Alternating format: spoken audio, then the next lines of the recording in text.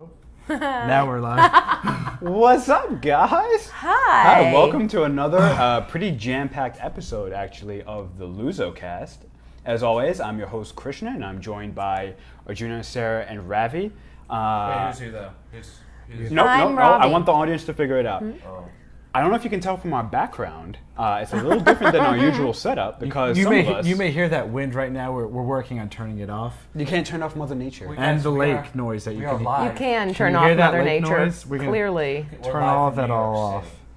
How was camping, guys? You guys were camping. How so. was camping? We're camping right now. Yeah, Yeah. we're right Oh, here. I'm Don't sorry. you see the palm trees and the lovely beach behind us? Oh, I and- see it. Yeah, I guess we'll start it come off on. right. We're here at Lake Perris in Montello What? Valley. Nope. Nope. Merino Valley. Merino Valley.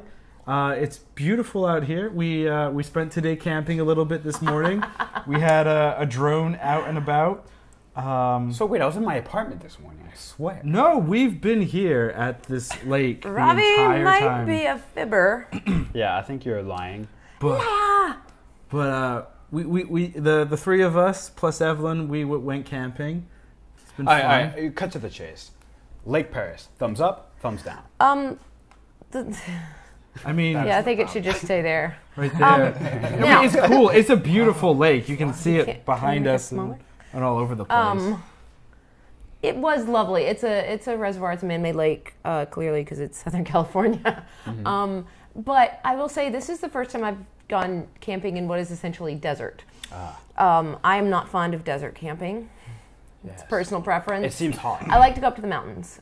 So I think next time we're going to try and do that. Yes, the mountains. This was my first time camping. Yeah. Personally, and it was enjoyable. I enjoyed it. The site we went to was a little bit crowded. Yes. It was there were a lot of people there. I was a little nervous going in because you get into your own head and you're like, what if a bear eats me? What if Bears a in the homeless desert? man eats me? Homeless? What if Ravi eats me? Hey, well, see, that's the only one that would have possibly I was scared of these happened. things. But there were a lot of people, and were good and bad for that. So, and talking to these guys who have gone camping a few times, and Evelyn's gone camping a few times, it wasn't like your traditional camping per se. You had a lot of. There were some amenities there. There was stuff pretty close by. If you needed to get ice or whatever. So, Yeah, but I think for me, it was a good first experience. Like someone who'd never been camping, has done very few outdoor things Ever in his life. I did Nature's Classroom, 7th grade. I remember Nature's Classroom. Yeah. I hated that. What is Nature's Classroom? Basically, in like It's a New 7th Hampshire grade, thing. they stick you in the middle of They nowhere. put you in the woods in like a cabin with some people for a week. That It's sounds awkward. I hated it. I do want Dad to. chaperone for mine. unless you know the people very well. I do want to ask. We got some pretty cool drone shots right behind us. What drone is that? That's the Play it up. DJI Spark that I have. This was actually the first time I was able to use that drone in its full capacity. Quick fun story. When we first got to the campsite on Friday, I decided to launch the drone from the campsite. Within 4 minutes, we had park rangers on us telling us, take that thing down. It's a new rule. No drones are allowed to be, or you're not allowed to fly drones It's around per here. park. Per park. To be fair, officially, we looked at the websites before we went, and state parks, California state parks, you can fly drones, but then they have the caveat that it varies per park, and if there are certain rules for certain areas, blah, blah, blah. I have a Clearly, question. there are certain rules. Can I go on a quick rant? You have for 30 it. seconds. All right, so I Quick. do have a complaint with this specific place and the park rangers. When Evelyn and I arrived, we went up to the parking area. Oh, Lord. And it took like It's 20 nuts. minutes to explain that we had pre-booked campsite 130 and they had been moved to 132. The ranger I dealt with could not seem to grasp this concept very well. And it took Sarah on my cell phone talking to this ranger that they were indeed at 132. And that just, it was a bad start to the trip for me personally, because I was very frustrated by that point. Especially like me, who's never been camping, and I wasn't like exactly sure what to do or like to say in like the situation. So I was not pleased in that regard. That's interesting camping experience there. It sounds like I'm slightly okay with missing it. I mean, what am I saying? We're still here, obviously. Yeah, we're still here. What am I saying? At the lake. All right, we have a jam-packed episode, as I've mentioned, so let's jump into it. We're going to open up with our Nerdyverse. And first story on here, Sony, big giant corporation, is buying Funimation. Funimation. Yeah. Now, Funimation, just a quick backstory, produces a lot of anime shows. Helps bring anime shows to the English audience. Correct. Is that a better way to put it? So it helped with one of our favorite shows of all time, Dragon Ball Z. And so what do you think of Sony buying Funimation? What does that mean? And what can we see from an anime standpoint? What does that mean for the entire genre going forward? I think with this, hopefully, I mean, specifically with Dragon Ball Z, right? Mm-hmm. If you look at it, the English dub came out a long time after the original Japanese anime came out. They're being a little quicker with Dragon Ball Super, the next Dragon Ball show. I think the first season of 26 episodes or so, the English dub has come out. You'd hope that with a company like Sony, it just means the turnaround is kind of quicker for the English dubs of animes, specifically like Dragon Ball and whatnot. And perhaps, you see something that's concurrent. So one example would be, and this isn't a perfect example, but like the BBC obviously has a lot of British shows, and then they have their American counterpart, the BBC America. And it used to be where the shows would be on a big delay. So like Doctor Who, I think the first 4 series weren't actually on BBC America. They're on the Sci-Fi Network, and they aired a couple months after. And then the BBC America took the American rights to Doctor Who, and they are now at a point where it airs on the exact same day. With time delay, of course, because England and the United States are on different times.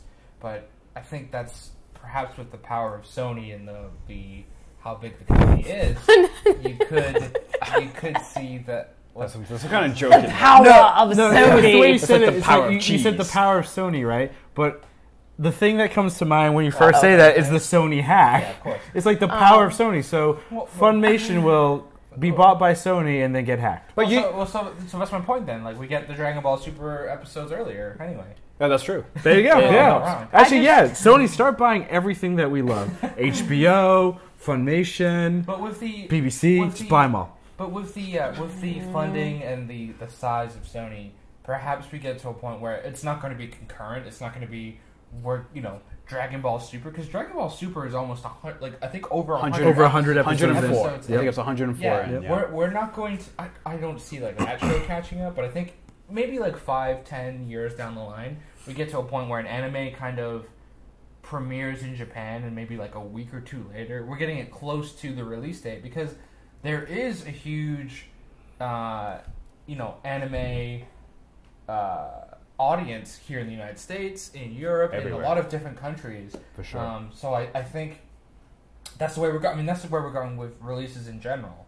With movies and television and video games. It used to be a year span of releasing all the different versions, and we're now getting to a point where everything is coming out at the same time. And speaking of time and coming out, we want you, the audience of our LuZoCast and fans of LuZo Productions, to ask us questions. We are live right now on Facebook and YouTube, unless you're watching us as a recording or on iTunes. But please leave us comments on Facebook.com/LuZo Productions and YouTube.com/LuZo Productions. And as we're live right now, we will answer your questions. And if you might not like our answers, if you're not listening, but we'll to us, answer them. If you're not listening to us live on Facebook or YouTube or on iTunes.com/podcast/LuZoCast, still leave your comments anyway, and we will try and address them in the future. And if you're not watching us live, why not?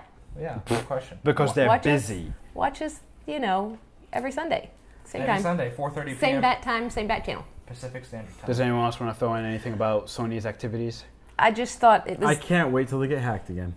It made me laugh when you it was the power of Sony. The power of Sony. And it just made me giggle. You know the old saying though, the bigger you are, the more the harder small you little fall. weaknesses. That too, I guess. Sure. Let's move on to something that you guys, I'm sure, care a lot more about. Doctor Who Series 7, I mean 11, God. Series 11 Wow. is premiering late 2018. So that is... That's sad, actually. Now, I'm so annoyed. let me ask you this. So season 11 is going to be starring the new Doctor. Correct. Yes. And, The first female Doctor. and Yes. you know, we've had a lot of momentum built with the first female Doctor being announced. Yes. What does this do for momentum? How do you guys feel that you have to wait so long? And why do you even continue to watch this show? I am going to ignore your last question. Fair. I'll answer that question. No. You first, though. No, I was going to say, though, this year it's not any different. We have to wait, I swear, at the least, the last 3 or 4 seasons? The last 3 or 4 series have been, like, it's not consistently a year. It's not a normal schedule, and it's annoying. So 2016, they didn't show a series at all because of the Olympics. Now the real reason actually has come out from comments from Stephen Moffat at the conclusion of Series 9 in 2015. Moffat knew he wanted to step down, but they wanted him to do another series. He felt burnt out at that time and said, "I'm not doing one in 2016." They said, "Okay, would you do one in 2017?" And he said, "Okay." Can Chris? They knew at the end of that Series 9 that Chris Chibnall was taking over, but he couldn't do Series 11 with a release date until late 2018 with what he's doing with Broadchurch and all that other stuff. That's right, because Broadchurch season 3 is active right now. Yeah, they just started back up, right? It's actually 5 episodes in already. Oh, right. So Stephen Moffat had either could have said goodbye to Doctor Who in 2016, and we wouldn't have had any Doctor Who, any Christmas specials or Series 10 for 2+ years. And Krishna might actually not be so grumpy then. Yeah, so it would have been a very big hiatus. And he even came out and said recently the original idea was for Capaldi to regenerate the end of Series 10, and then the Christmas special, Chibnall would take over, but he said he was too busy to do that. So then they thought about skipping the Christmas special, and then as Stephen Moffat said, they were at a party. He had 4 glasses of wine and was drunk and said, "I'll take it." Oh. Wait, Stephen Moffat? Yeah. That's why. I that's hate why that we guy have to deal so with him? much. That's why. Oh. Wow. So wait, he was at a party, got drunk, and did something. He's like, no, what? It's like, we have to do the Christmas special. I'll do it. I'll convince Peter to do it. I like Peter Capaldi, but That's Stephen where Moffat we're at. needs to just go away. Well, that's what I'm excited. So you said, like, why do we stick with the show? Doctor Who is one of those specific shows where when you get new doctors and you get new showrunners, the shows kind of reinvent themselves.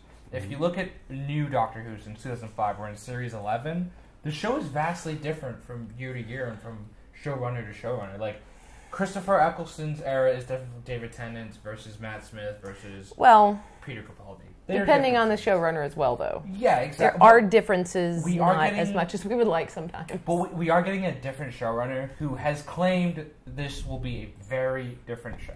$5 says it's not. $5 says we still have those Mars episodes. We have those episodes where the Doctor has to sacrifice themselves. We still have those episodes where he's fearful she's fearful of dying. Like, it's gonna be the same themes. It's just gonna be repackaged slightly differently. Clearly, even with a different showrunner. Actually, you know what? It's going to be the exact same thing, and they're going to be like, well, it's a female Doctor, so it's completely different. No. Clearly, Mars is very important because a lot of things happen there. There's water there. Can't we do another planet like Saturn? It's a gas. So? There's no ground. But you're right. Why not have just a big float cloud? around all day? I mean, it's a TARDIS. You don't have to actually land it anywhere. It can. Hey, there's a bird. It just went by. See that bird? Kind of hover in space and bird that went time. by. And It didn't poop on anyone. That's good. That's good, yeah. I was scared. Oh, yeah. Oh, man, there's a bee. You were scared. Heard that. Wait. But wasn't this last season? Last thing about Doctor Who. Wasn't this last season with Stephen Moffat actually pretty good? It was of his. Surprisingly, yes. Of the last few seasons, this was better than other ones. Ravi, don't lie. Because the second half of the season, you're like, oh, it was actually pretty good. Correct. Episodes. The second half, yes. The first half, snooze fest.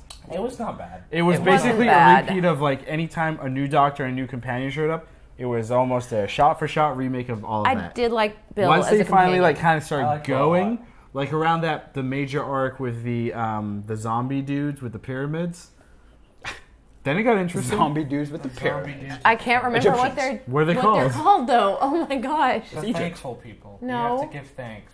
Give thanks. All right, we're gonna let Arjuna talk himself through to the name. It's gonna be fun. Go ahead. Fribbit. Before we put ourselves through that, Obergruppenführer Smith. Unless anyone else, Voltron. No. anyone has anything to say about that, Karate Kid is getting a YouTube Red series. I have to just say, I think this is the most interesting way to. So Hollywood in general is all about rehashing, remakes, blah blah blah, unnecessary sequels. Karate Kid, for the most part, you could argue it's a drama, right? Yeah. This sure. Netflix or not Netflix, YouTube Red.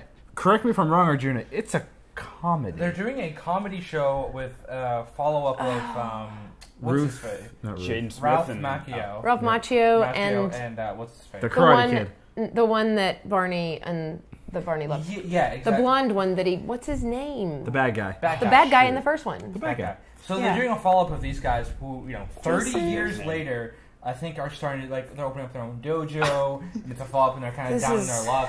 They're in their mid-40s/50s, and... This is not going to go well. Oh, something just walked by. That was weird. That was a giant. It was Evelyn, but...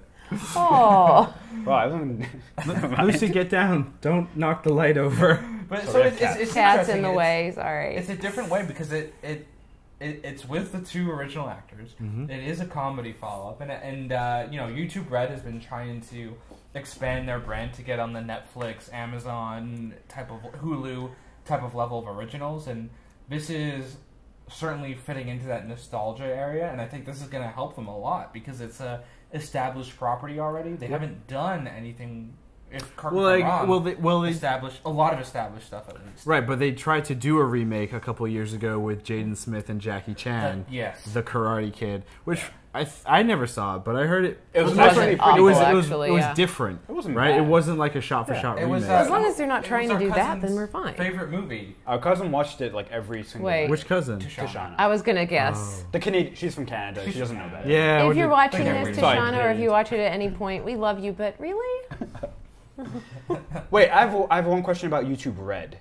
What is YouTube Red? So YouTube Red is their take on Netflix, Hulu. There are these online Amazon digital platforms Prime. for showing original show and content.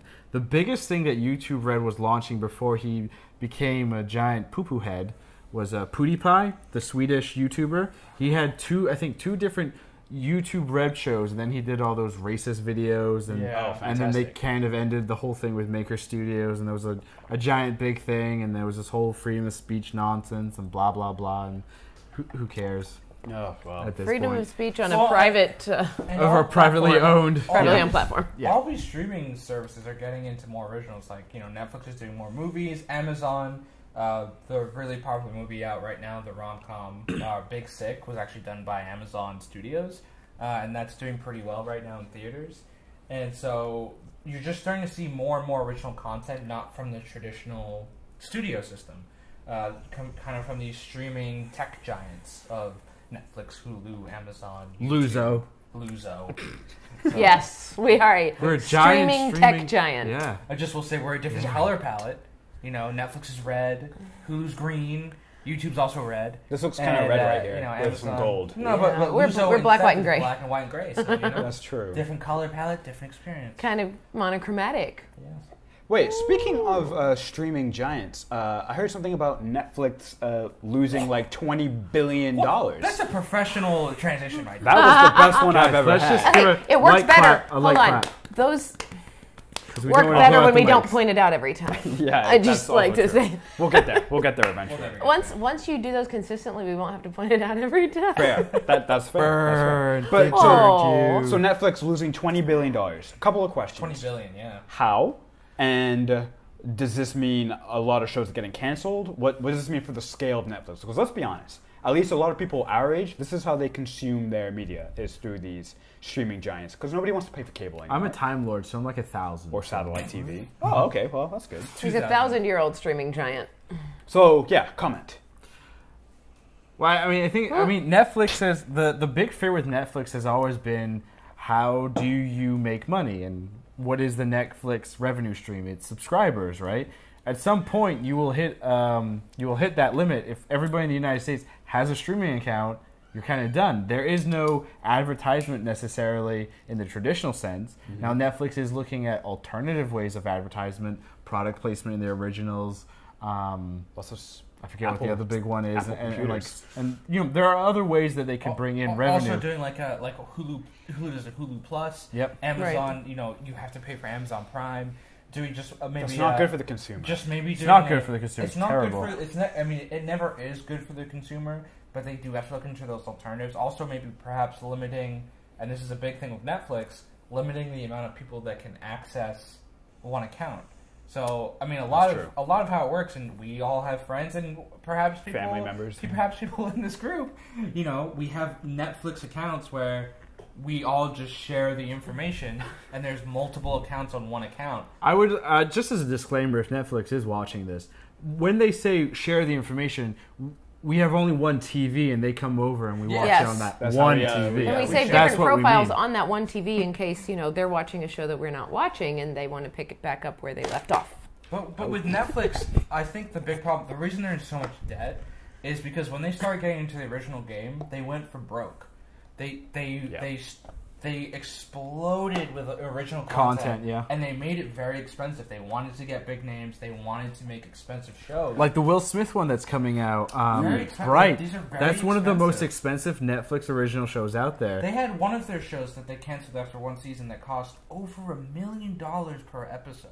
What was That's that? Amazing. $1 million. It wasn't Sense8, was it? It was It was the 70s like jazz one that was canceled after one season. I forget what it was called. I never actually saw it myself. But none of us did, and that clearly failed. And that's also So and then this is the other problem.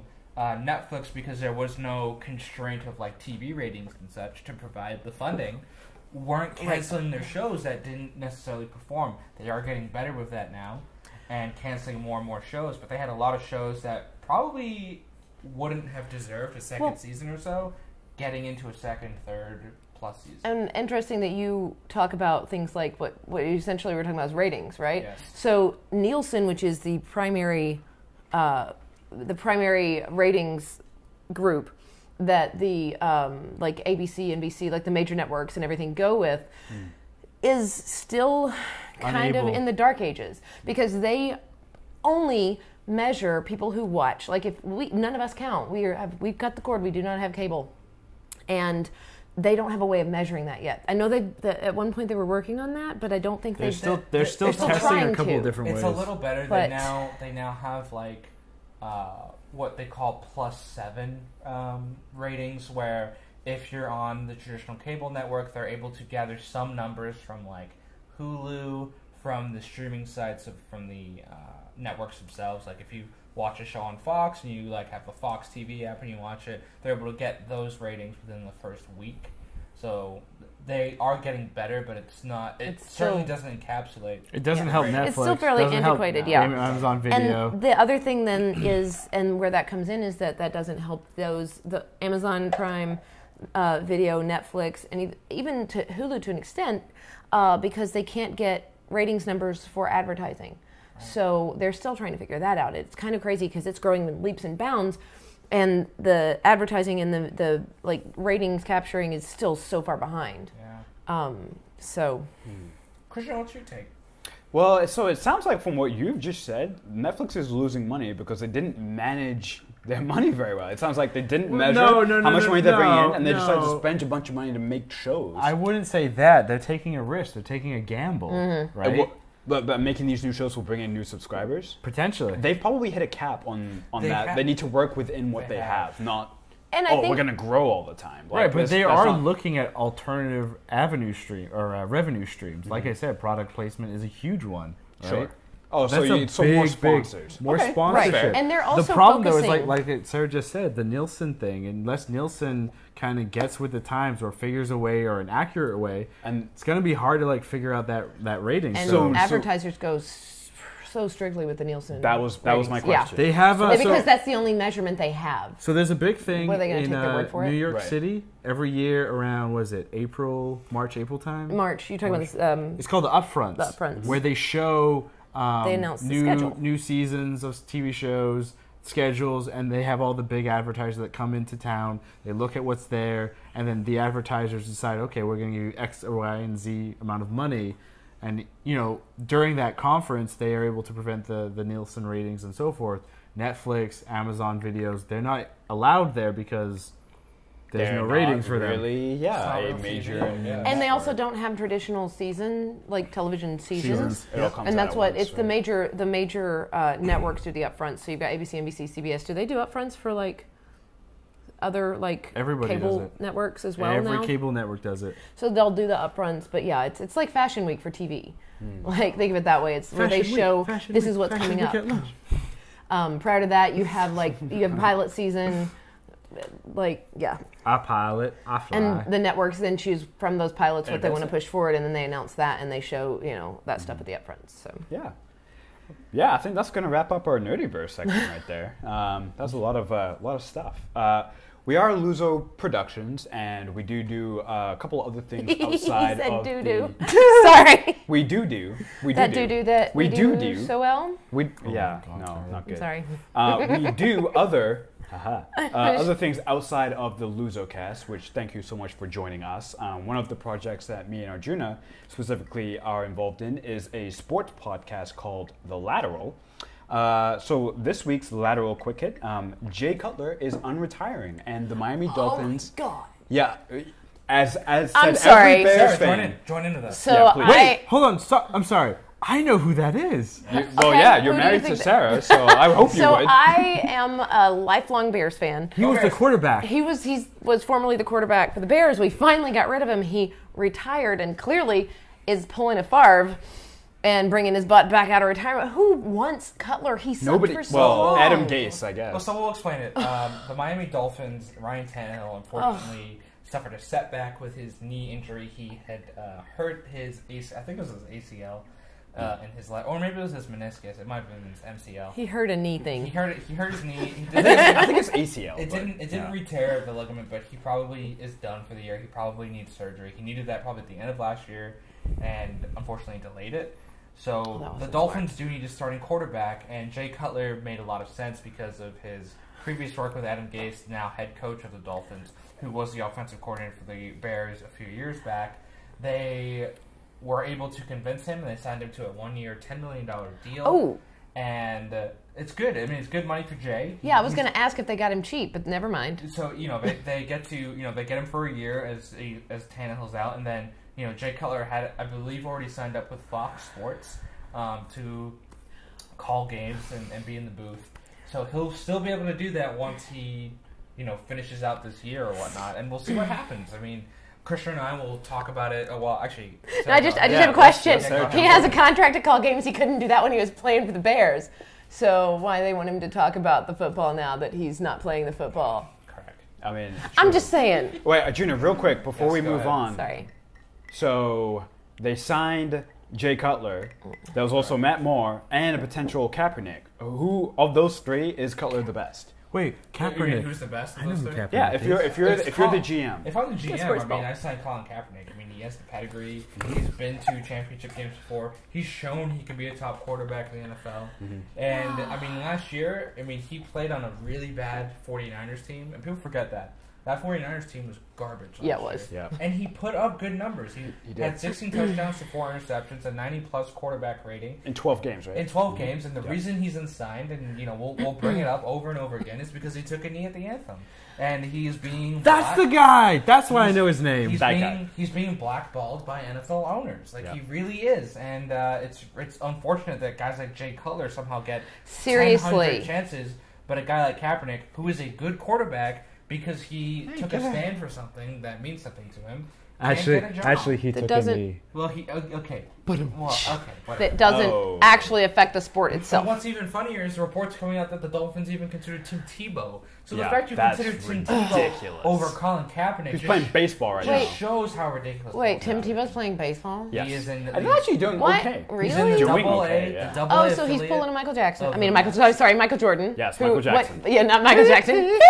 And for those that are watching and listening and don't know about sports, Tim Tebow used to play for the He was in a training camp for the Patriots. He played for the Broncos for a few And he's years. more well known for his YouTube video remix. Well, By Ravi. He's more well known by Ravi for his video remix. So Krishna and I release the Lateral podcast every Monday. We'll be discussing it tomorrow. More about this Jay Cutler thing. I'm sure it's going to be a big story. And much more. We'll probably be talking about the Hall of Fame weekend, where T.O. fits in that. Probably a little bit of McGregor Mayweather. That's the big sporting event this month. See, that's sports I like. And so much more. And you can listen to that podcast. It's on iTunes. www.itunes.com/podcast/The Lateral. Released every Monday night, or if you go to bed early, you can listen to it Tuesday morning. You can subscribe to us there and listen to some sports takes. If you subscribe, then you find out when new ones are. It just pops up on your phone. It just downloads to your computer. There we are. If you have questions about how to do that, just leave us comments. I can help with that. Cool. Yeah, Mom. If you have a question on how to listen to it, leave us a comment. Wow. So Thanks, kind of Mumsy. going off of the theme for projects that we do outside of LuZoCast, another thing that we do are LuZo reviews, and reviews on everything from alcohol to toys to models to Models? like toy models. So Wait, that we're was reviewing models? Nope. Can we that review didn't male go there. models too? No. What about shirtless Michael Fassbender? No. Yes. No. For those of you who have not watched us in the past, and maybe you're just joining in, I do my best to work in for shirtless Michael Fassbender comments. I get a chance. You know what's really sad? Why wouldn't you? I actually had a thought last night. I was like, we're going to try and Michael avoid a Michael Fassbender too. This is going to be the first episode. And it didn't happen. It didn't happen. It's It never hasn't happened in like 5 It hasn't months. happened since that was the only Assassin's good part about Creed. the Assassin's Creed movie was the shirtless Michael Fassbender, and it wasn't even great.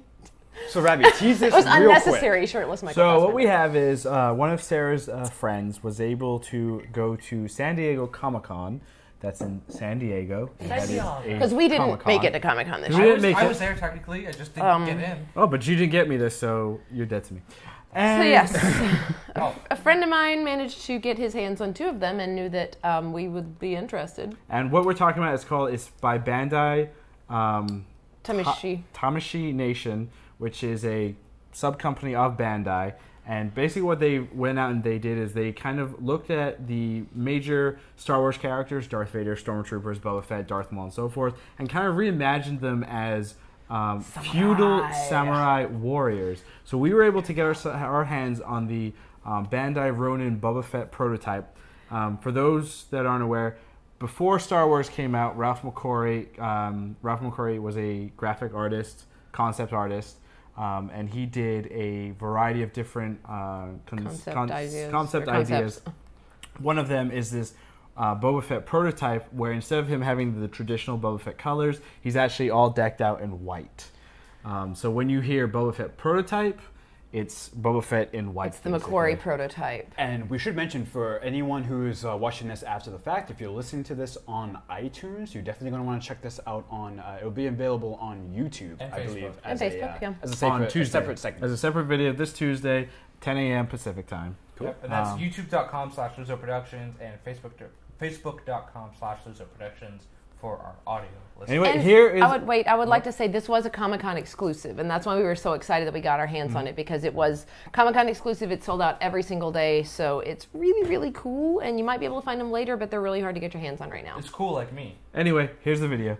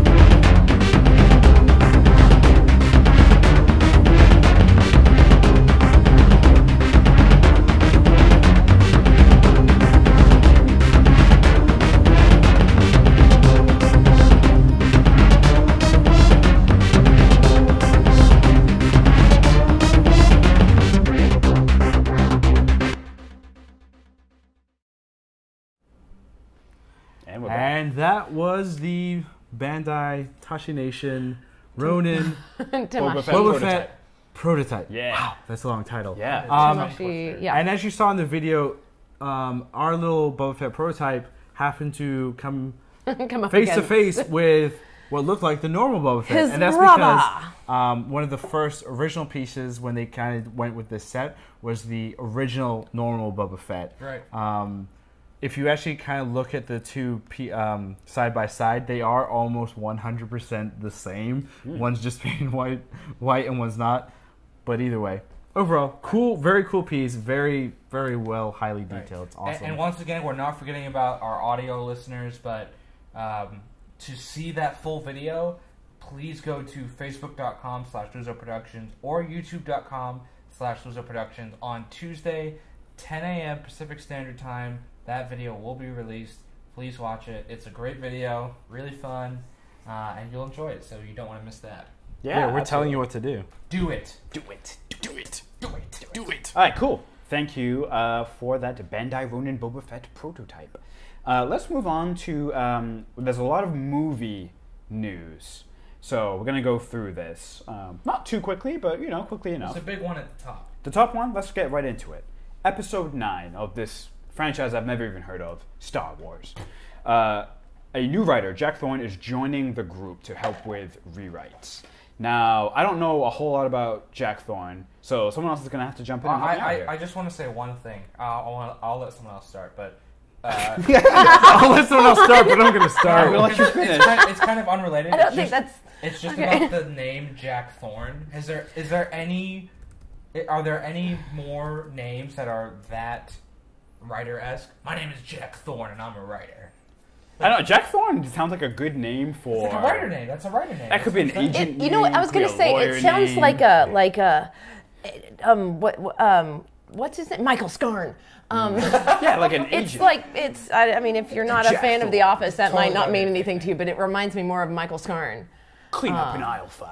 Clean up in aisle 5. So, anyway. so No, Jack you Thorne, can talk. he's a British screenwriter and playwright. He was born in Bristol, England. He's full on British. I have when I'm looking on my screen real quick, it's just kind of like what he's well known for. They're all obviously British. They're all dramas. All dramas. He's a dramatic writer, which is very interesting. He wrote This Is England '86. I think all of us here have seen This Is England, the original one. Yeah, the original one. Oh yeah. 86 is the Wow. Well, that's an iPad gone. Is an original movie that we certainly recommend watching. It's about England in the 1960s, I believe, with the whole skinhead movement. And so it's interesting. He wrote. I think that's the third one they did, like one in the 70s and the 60s. He wrote that one. He wrote that one. 1986. The sequel. Okay. I think the thing that I'm more interested in is Star Wars. Since Disney has bought it, Episode 7, there was a lot of Star Wars is coming back. Once Episode 7 came out and fans looked at it, everyone was like, it's basically just a rehash of Episode 4. Then we had Rogue One. Then there was all this like reshoots and this and that. We have the Han Solo standalone film, which I don't believe in, coming out. We've got new directors. We're hearing all this crazy nonsense about the actor Aldrich.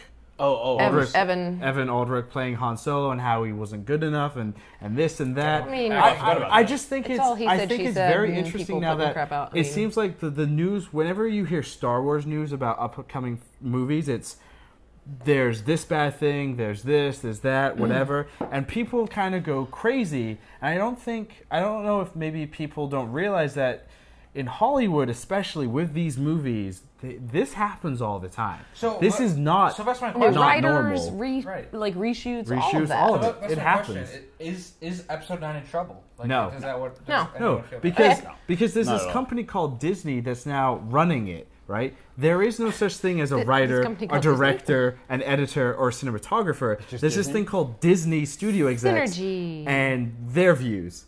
And then these figureheads. That's all they are. I feel like figureheads. Lucasfilm is still... Whoa. No, I mean, I feel like Lucasfilm's still... We have... heavily. I mean, it's still their show. This is how the Republic became the Empire. But that's the thing, though. We have the perfect example prior to Star Wars, the Marvel Cinematic Universe. The movies, for the most part, are copy-pastes of each other because you have a giant studio corporate entity running everything from behind the scenes. Your cinematographer, your editors, your writers, everybody, they're just figureheads. They're just names to whatever. They're not doing, honestly, I mean, this is probably blasphemy. I don't think they're doing that much creativity anymore. It's just what works. Tells them what to do. What works in terms of, our formula. That's all it is. Well, so here's my question. Star Wars is dead. That's what I'm saying. Can I? Oh, I need you ask your question. I have some. So my question is, it's interesting that we're hearing the news now because obviously we have episode 8 coming out in December. We're starting to get some first cuts of the movie come out. Some executives start to screen episode 8. Does that influence where episode 9 is coming in? Is that why we're getting a writer now to kind of rewrite and redo the script? Are they going in a different direction? Those are just the questions that come to mind because obviously with Star Wars and really anything Disney does, it's more heightened, right? There's more news around it. And we don't always hear the stories of other movies, but I think with Star Wars we hear that type of stuff. Mm-hmm. And I'm just wondering, because we have that news, we can kind of connect X, Y, and maybe get Z. Is that why potentially? And we haven't mentioned this, but the untimely death of Carrie Fisher. It plays a big part in all that this. plays a big part in it. Is that another reason that's another writer is needed? Speaking on that, they did say John Boyega was interviewed. I'll find it. I read the article this week. He was interviewed by something. I'm sorry, I'm a bad nerd, but I did read it. Where he said he's like she's. And we just lost 10 viewers. Oh, we don't even have 10. I was gonna say we didn't have. We've never had 10 viewers ever. Not at the same time. Is that? Nothing. Keep going. Is that they are? It's really apparently. They're incorporating her there, and she will be a part of the third film in a. So I don't know how they're doing it, but I'm so upset that I don't like. Yeah, bad CGI. That's how they're doing it. No, I don't think they're going to do the CGI. Anyway, what I was going to say even more so is that the Star Wars universe is not just the movies. No. And so we can't focus on that. I'm reading Inferno Squad right now. I love it. I've only gotten about 4 or 5 chapters in because I started later than I intended to. I thought you were going to say I got 4 or 5 words into it. I know. If I had 4 or 5 words in, I got 4 or 5 words in, and I love it so much. It's so cool. Those first 5 words are so cool. A long time ago. Nope, that's no. Anyway, but Inferno Squad is great. It was written by Christy Golden, who also wrote Dark Disciple, which which was actually really good. I think yes, I made Krishna. I twisted Krishna's arm and held him down and made him read it, but it's about Ventress, and it's so great. I read the first 6 chapters and then got bored, and then Ravi doesn't like to read books. You gotta wait for it to pick up. I forced Ravi to read a synopsis because I was tired of trying to hide things and keep. He would make comments, and I'm like, I need you to know how that book ends. Anyway, so Inferno Squad is great. There are so many good books and graphic novels and everything out there about Star Wars that expand on just what's there with the movies. And if you're just a fan of the movies, but you do actually like to read and you read fantasy sci-fi or you like comics, you like to read graphic novels, look for some of the Star Wars stuff. I do. So you said, and then graphic novels, I feel like I should like graphic novels more than I do. Yeah, they're hard to read. I do, but I have to read them in physical form. I don't like to read them digitally. I'll read books digitally. Yeah. But I have to read the graphic novels. I have to go get the books, which is good because then I support my local comic book stores. But I will say that there's some really good stuff out there. I've read some of it. There's some that I liked. Some that I liked. The Tarkin. You would like the Tarkin. Yeah. It was actually really good. Mm-hmm. Also, the new Thorne. Yep. You would love that. That was brilliant. That I loved. There's a huge reading list on my list. There's so much out there. There are some things that I had a little hard time getting through, and I didn't, but there's so much out there. So look for it and embrace the whole universe because there's so much more than just what's in the movies. Absolutely. Krishna, I think you had something to say about Star Wars? I did. I think the only thing I was going to mention is that and it goes off of exactly what Ravi was saying, is that when you have these huge movies and they're run by huge corporations, there's just so many moving parts. Now, if you look at like smaller movies, independent movies, you know, the creators are beholden to no one. It's like they're kind of running the show. Yeah, there's some executives above them, but it's more like, no, we trust you. Put out your vision. Now, under these like corporate umbrellas, it's very much like, unfortunately, there's way too much money tied up in this project. We can't, like, you have a good vision, but you're really just a name. So I sort of agree, I guess, with Ravi. It's when these movies are too big and there's a lot of corporate overhead. I mean, but you see it. Like, that's why you need 10 writers. Did you have to just like validate him weirdly? Yes. I mean, because I do have a theory though about this story just coming out suddenly. Theory. Oh, what's coming out in next month, everyone? Wait, next month? What, next month? Star Trek Discovery. Oh. That's next month? That's next month. My theory is the producers and executives from Paramount, they leaked this story because they're trying to bash Star Wars. There you go. Make room for Star Trek. I like the conspiracy theories, though. Corporate They're highly espionage. entertaining. All right, we're gonna fly through the rest of the movie stuff.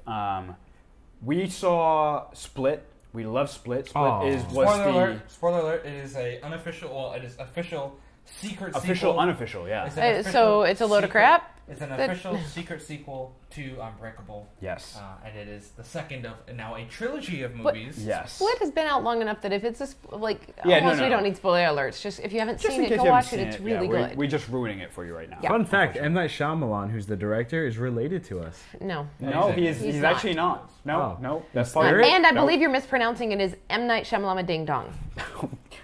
Sarah said it. That's fine. It's probably better if one of you says that. Wait, what just went behind us? Behind us. I'm scared. But the cool thing about this is that those two movies are getting a third to complete a trilogy. It's going to be called Glass, and it looks like September 25th is the shoot start date. I personally am extremely excited because Split was like one of those under the radar. I wasn't expecting anything, and then people said it was good, so I went to go see it, and it like blew me away completely. So loved it. I'm very excited. Guess where they're shooting it? Vancouver. Philadelphia. Oh, yeah, of course. That's because M. Night Shyamalan films everything. Yeah. All of his films in Philadelphia for some reason. Yeah, because that's where he's from. Are you turning me down? Don't turn me down. Turn me up. Next, I didn't even know this. They're making a movie about Tolkien. Not just one. They're actually making two. Is why? They're making two movies about Tolkien. Can I ask a quick question? And then the second one's gonna be split into a sexual. Why does everything Tolkien? Why do they have to split it out unnecessarily? The two movies aren't related. I think they're done by two different studios. This specific one is about young Tolkien. I think the other one is about. Oh, come on. The other one is about an older Tolkien that is actually... Keep going, guys. The other one is about an older Tolkien that is... When he wrote Lord of the Rings with... Right. The Chronicles of Narnia, with C.S. Lewis, because they were friends and whatever. Right. And all that. But this one specifically, they're eyeing Nicholas Hoult, who played Beast. Right. In... the X-Men movies. In which X-Men? Okay, the I would like to apologize right now for the giant Krishna that walked across. That was pretty funny. In front of the camera. That was pretty funny. And who thought he was being really sneaky. Yeah, he did. This show just went off the rails. It's done. So I don't. Anyway, Holt is taking. Holt is. They're looking at him to do that. That's not a bad choice. You know, he's a pretty good actor. He's done a few things. And whatnot. So.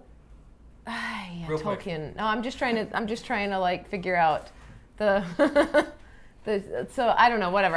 We'll see. It's interesting. I feel like they're doing a lot more movies about the authors. We've got the Tolkien, apparently 2 of them. We've got the one about Christopher Robin that's coming out too, about the writer of Winnie the Pooh, A.A. Milne. Really? Yes, and it actually looks good because he wrote the stories for his son.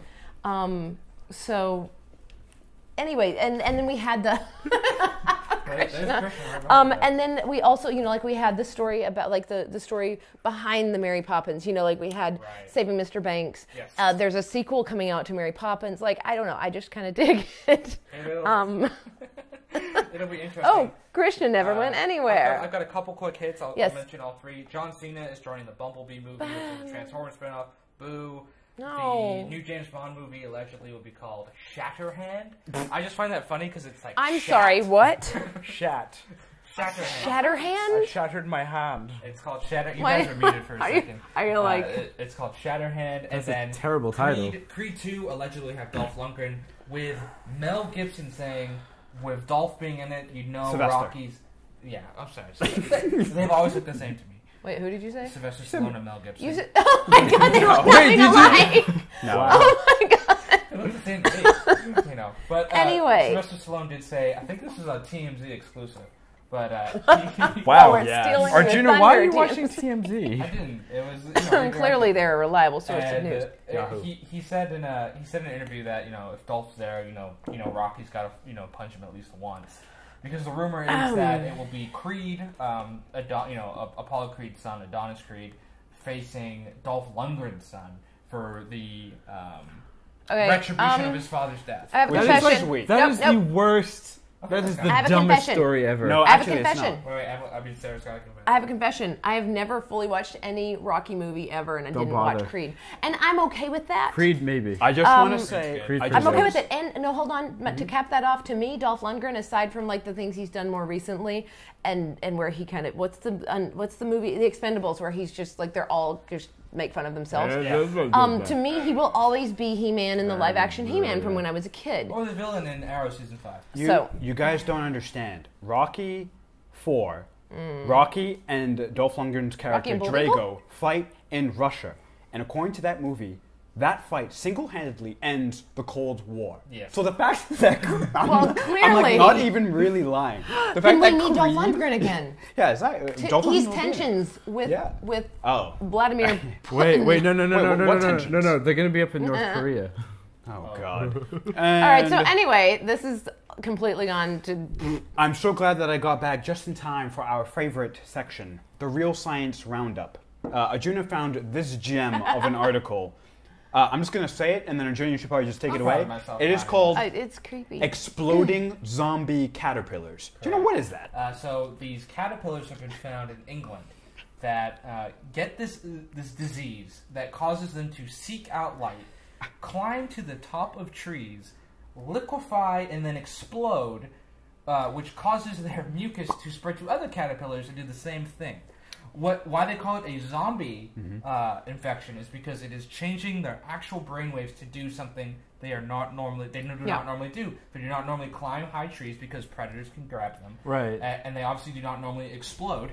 Not voluntarily. Voluntarily to spread the disease. So this is a fascinating story to me because it's the start of the zombie outbreak. The real question is, will the AI eliminate the human face more, or the zombie? I think we should be more concerned about the AI from last week. As a quick aside, this is not the first case of a zombie virus. Ants. Yes, there was something in South America, right? I told him the same thing. Yes. They're ants. They've Yes. got the same. It's a similar like bacteria that changes their brain patterns and causes them to seek out, climb high, seek out certain things, and like spread this disease, spread this bacteria or virus. For them, it's like to jump off, and then when they hit the ground, the resulting impact I wonder spreads if it's the same virus. Oh, It's so crazy, but So I'm then so glad you read that too, because I told Arjuna that and he didn't know what I was talking about. How does this all tie into the Florida man eating the guy's face? Oh, I remember. Bath salts? That's a little Maybe different. anyway, yeah.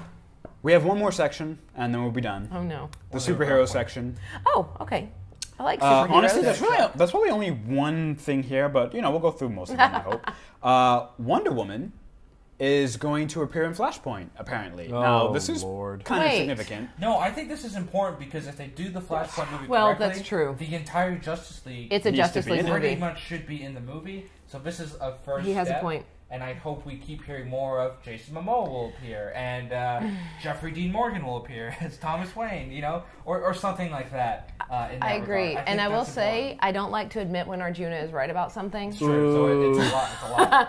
But he's right, and I will say I've said it, I think, probably for the last several episodes where we've talked about this, but I encourage everyone to go watch the DC animated features because they are great. They're so much better than their movies. Warner Brothers, feel free to come on here and talk to me about that. But they do Flashpoint justice, and they do a really, really good job with that arc and with that starting point that kicked off the New 52 within the DC universe. So if he's right, if we do Flashpoint right, it's going to have all of the Justice League. It's Flash's fault, but they're all in it. Yes, Ravi. Okay, you're all assuming that the Warner Brothers studio execs have brains. They don't. I invited them to come on and talk to They, like them caterpillars that go up and explode, their brainwaves have been changed. Here's the thing. The only reason we're hearing news that Wonder Woman is going to be in Flashpoint is because Wonder Woman is killing it for DC. They know that. They know that, so they're going to put her in as much individual films as humanly possible. Okay, well, maybe they'll listen to us. That's what they're going to do. That's what they're going to do because maybe they'll listen to us and put the rest of them in. Stupid. I have one question real quickly to go off of that. How do you think Flash is going to do? Because I'm not going to lie, of the Justice League trailer and teasers and stuff, he looks like the most entertaining part of it. Yeah.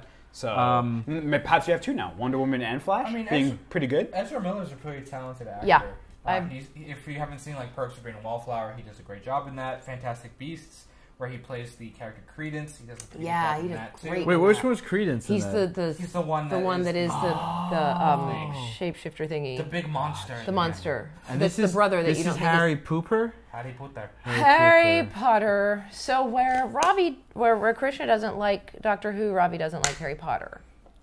Which is funny because they're both British. Full of poop. That's funny because I don't like Pokemon Go. And I'm kind of indifferent, but these are the things that Arjuna and I agree on: Doctor Who and Harry Potter. Pooper. Whoa. Well, that's why you share an audio channel. Krishna, run through the last four. I'm going to.